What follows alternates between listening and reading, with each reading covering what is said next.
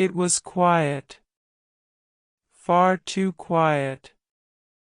This was once a city called Luminous, the heart of the kingdom of Atlantis, a center of culture, education, and the arts. Its population exceeded 1 million. Sky gardens colored the heavens. Canals ran through the city in every direction. Crystal lamps lit the night as if it were day. In the academies, young people spoke of the future. In the theaters, poets raised their voices. The markets overflowed with fruit and herbs. Music and laughter never ceased. Luminous was the pride of the kingdom. But now, before my eyes, dried up canals, collapsed stone walls, and ruins, faintly trailing smoke. The people still live, but they are like shadows. They huddle around fires. They fight over scraps of food. Some sink into sorrow. Others burn with rage. Cries, shouts, sobs, all tangled together. A vision of hell. Those who were neighbors yesterday are enemies today. Over a single piece of bread for a child, a friend raises a blade. Watching it unfold, I thought, what remains here is only the echo of former glory.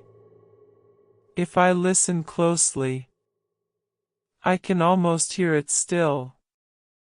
Songs of celebration, children's laughter, the chime of the temple bell.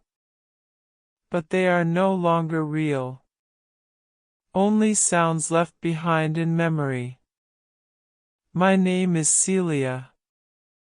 Once, I was only a mother, a wife. Now, in this fallen kingdom, I stand alone, between the past and the present. Whenever I think of Lena, my chest tightens. I still remember the day she married Ellis, as clearly as if it were yesterday. Lena smiled shyly, but she looked so happy.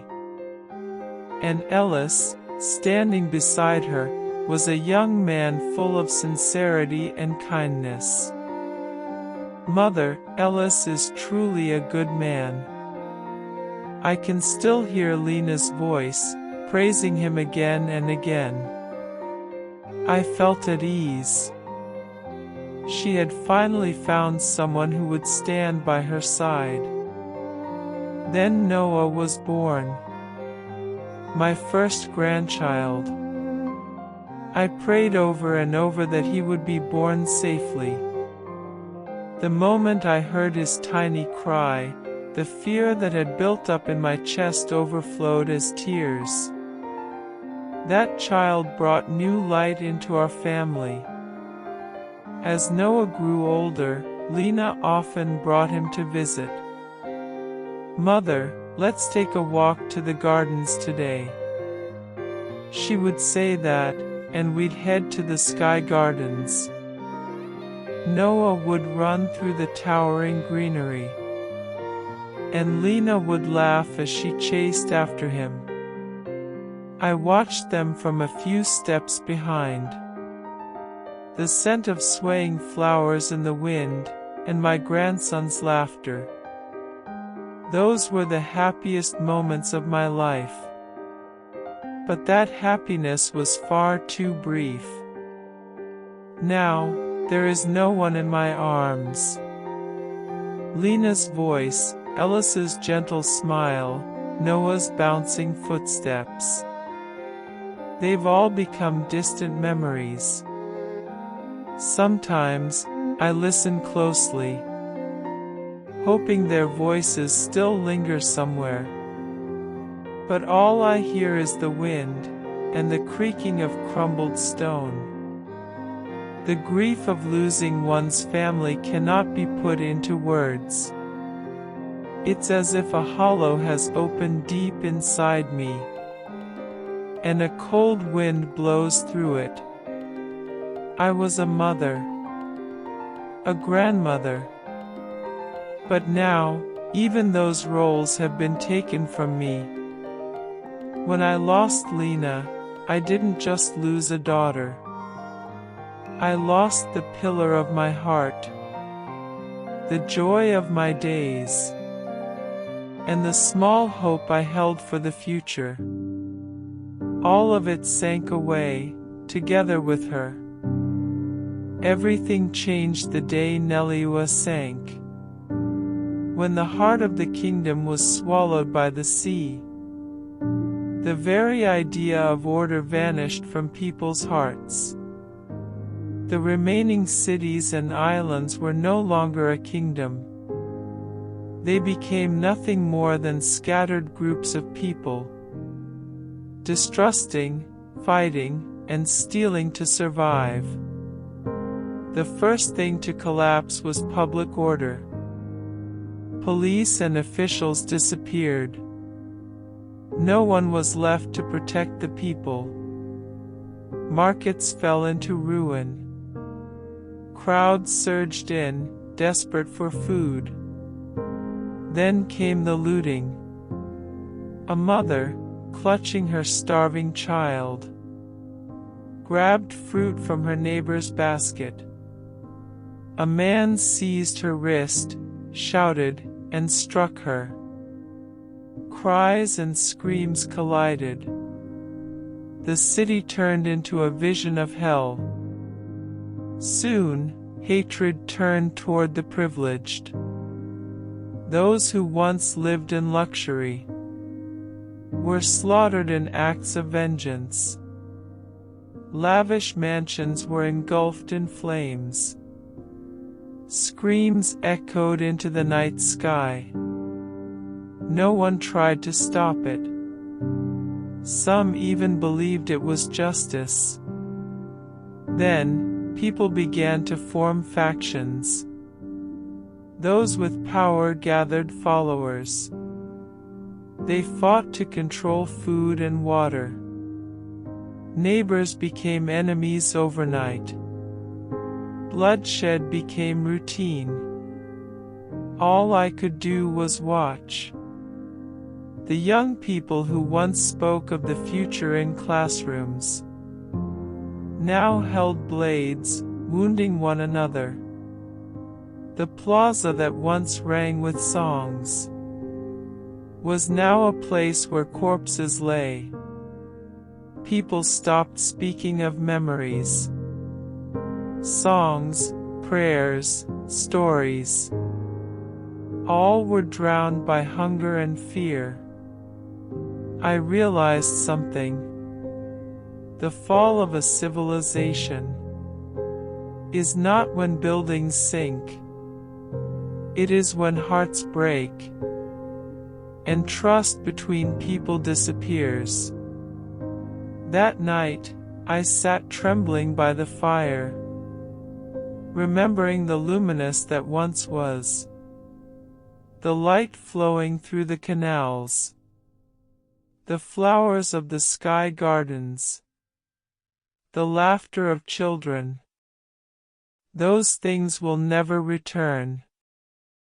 All that remains is anger, sorrow, and endless darkness. Eventually, some among the people began to leave the islands. Ordinarily, such a thing was strictly forbidden. Under the laws of the kingdom of Atlantis, sailing within 12 miles, about 20 kilometers, was permitted for fishing and trade. But beyond that, venturing farther was strictly prohibited. Even if someone crossed into the outside world and returned, no matter the reason, they would be judged by law and sentenced to death. That's how deeply feared contact with the outside world had become. Why were the laws so severe? No one knows the full truth. Only one legend remains.